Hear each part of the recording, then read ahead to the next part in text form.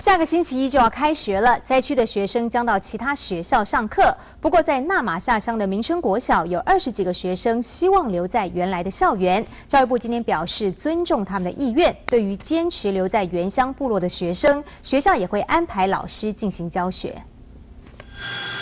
直升机每天都要起降好几次，不但送来生活补给品，也协助灾民载运物品。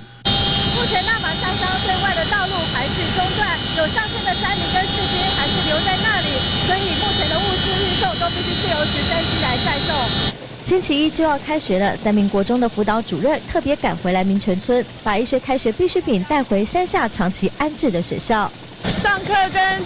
住宿的部分都已经准备的差不多了，对，然后现在是看这边什么时候可以赶快通。纳马夏乡有3间国小，1所国中。虽然教育部已经安排好了在高雄县复学的学校，不过唯一保留完整校舍的民生国小，有20几位学生希望能够留下来继续上学。有一部分家长就是在民生的部分有一点意见，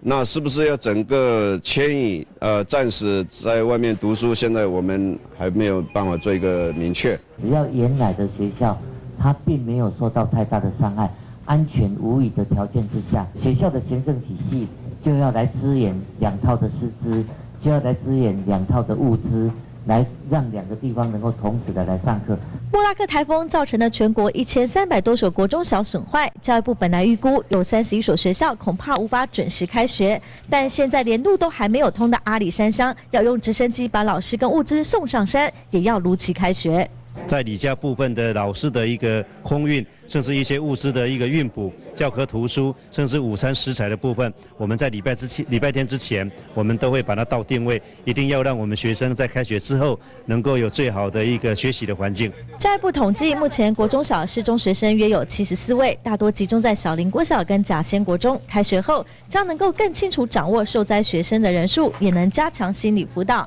记者陈淑君、陈希农高雄采访报道。